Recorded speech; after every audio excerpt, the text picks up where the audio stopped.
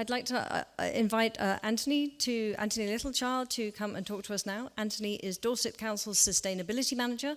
He's worked supporting development and implementation of the county's climate strategy. He's also worked in a number of different roles related to sustainability in local authorities across the South West for the last 25 years.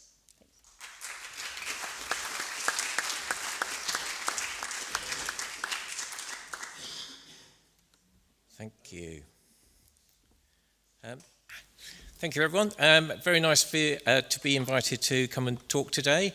I'm going to try and be as quick as I can. I've got quite a few slides, but I think as somebody mentioned earlier, hopefully they're going to be shared with you all afterwards. So just using the slides for give you a bit of a general feel.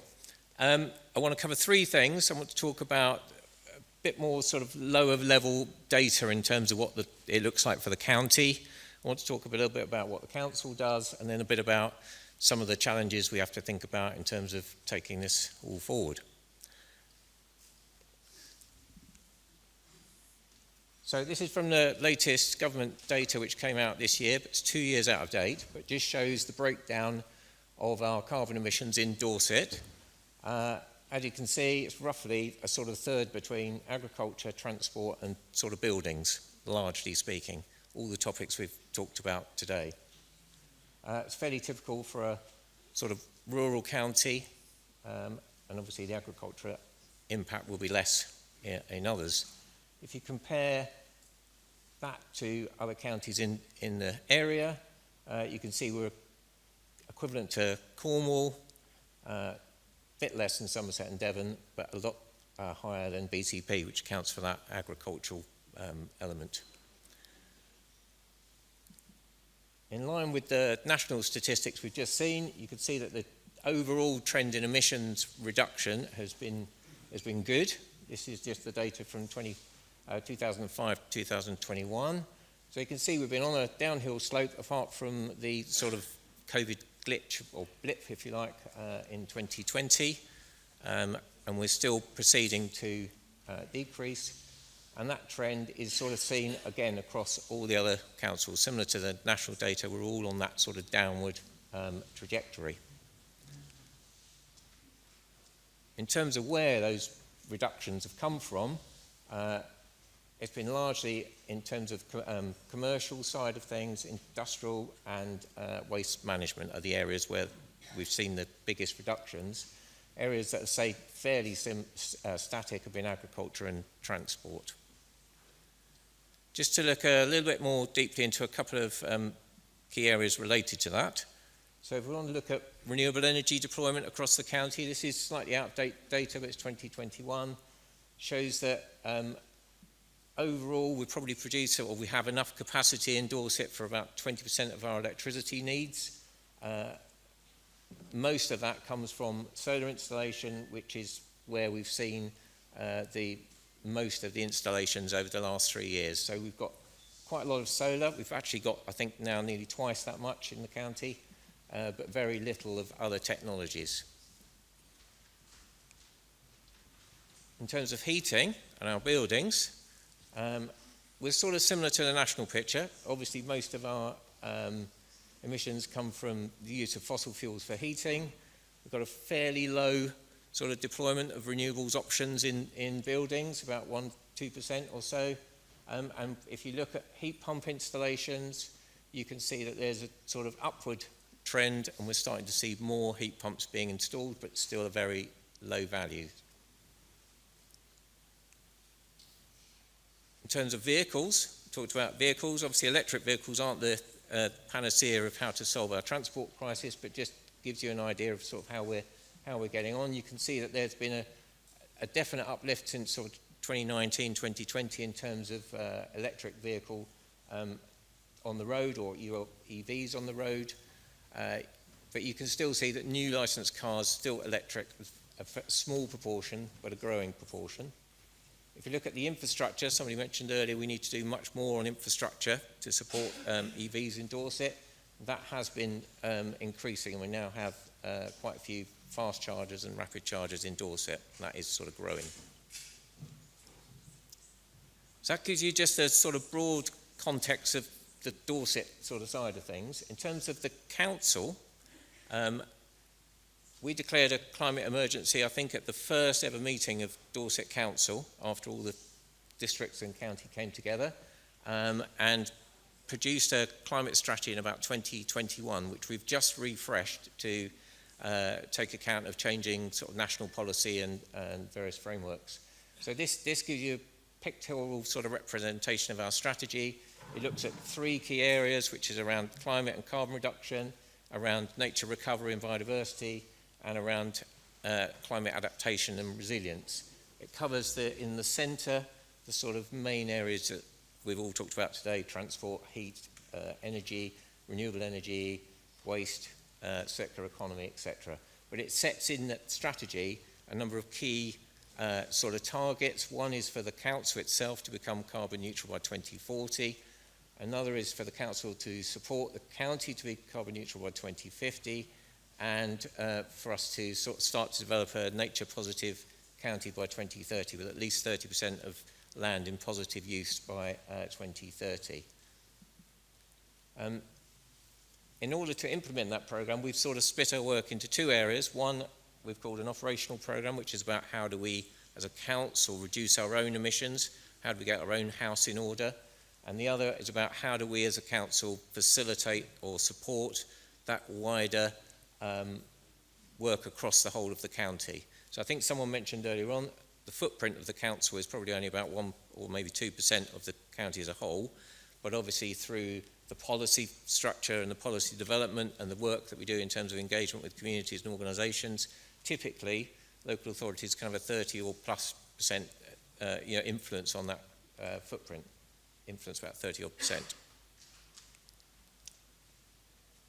In our internal programme, getting our own house in order, this is last year's data and we're just producing the data for this year.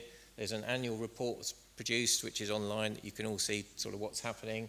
But basically we've been looking at how do we reduce emissions from our buildings, the way we use transport, street lighting, the fleet, etc. And how do we get more renewable energy installation on our buildings or for use, and how do we address nature. So last year we reported about a 26% reduction since 2019. We're hoping that's going to continue downward, but we're seeing a sort of general, as is everyone, an upward trend in terms of transport. So a lot of those reductions initially for transport came from COVID. In terms of the wider sort of programme, just to look at different areas, so in terms of sort of embedding it within what the council does, we've now got climate change as one of our 5 corporate objectives within our corporate plan. We've got a new corporate director specifically responsible for delivering on our climate commitments, set aside some capital money to help drive that internal programme, and we've been trying to gather some sort of as many external funds as we can. We've developed a new climate tool which we're trying to use in all our decision-making processes, so whenever a committee paper goes for discussion, it has to have a climate assessment now, and that gets reported as part of that discussion so that councillors can have a more informed discussion. And we're trying to do some more in terms of training staff and councillors and developing sort of Green Champions Network internally. Looking at things like what we're doing around buildings. So on our own buildings, we've been running a large investment programme. We got some money from government through the public sector decarbonisation scheme, about 19 million. And we managed to do about 350 low carbon projects across 200 buildings on our estate, which includes the installation of about 5 megawatts of solar and lots of other measures. So that's obviously going to hopefully reduce our carbon emissions. We think probably about 20% of our building's carbon footprint in one hit, and reduce our energy costs by about one and a bit million. We've got some external programs also to try and support externally. We've got a low carbon Dorset program focused on supporting organisations to reduce their carbon footprint. That provides free advice and support. In partnership with BTP and Public Health, we've got the Healthy Homes Dorset programme, which provides free and impartial advice to the public in terms of what they can do to retrofit their homes, how they can get their hands on grants, the best things they can do. and we're working with landlords in terms of how can we enforce minimum energy standards in rented accommodation. So we've got some tools out there to try and improve that. In terms of transport, there's a big rollout of EV charging in Dorset at the moment. We've managed to get some money from government for a big infrastructure change, so that's particularly trying to get infrastructure out into the rural areas. We're trying to change our own fleet over to EVs, a smaller fleet. We're working in partnership again with BCP and others to look at the Southwest Dorset modal shift and how can we get people out of cars. And obviously the digital programme which helps to facilitate remote working, etc. And lastly, on waste. In Dorset, we're good on waste. We've always ranked well in terms of other councils, but lots of education campaigns going. We use all of our own food waste within the county that produces energy through anaerobic digestion, and our transport teams are working to develop new ways of looking at how to reduce the use of materials in terms of how we deal with road transport and repairing highways, etc. And there's some quite interesting national sort of innovative programs coming from that. Our next priorities are to do more of the embedding, strengthen our governance in terms of the things we do internally, look at our procurement footprint in terms of what we procure, and to look at what opportunities we've got in terms of things like offsetting and how we kickstart our work on adaptation. We're also looking at new strategies that are coming out, like the local plan, housing strategy, local transport plan, and how do we make sure that climate change is firmly embedded in those strategies, which will have that wider impact across the county. And got things like new planning guidance, which is out in terms of trying to advise on retrofit, etc. And work in partnership with other public sector organisations, town and parish councils. The last bit, I've got a few minutes left, just very quickly, just to highlight some of the challenges that we all need to think about. So obviously resources, big issue in terms of how we're going to get this funded, how we're going to do these things. There's some technical constraints in Dorset, in particular around things like the grid, the energy grid, and what do we do about that? How do we facilitate that? We all need to work more closely together, as already sort of been mentioned. This needs a big partnership approach and lots of engagement. How do we do that? How do we change the minds? How do we do that change program? And we need to think about what we're going to do about offsetting, what we can't reduce, and what are we going to do about adaptation, and how to build that into things.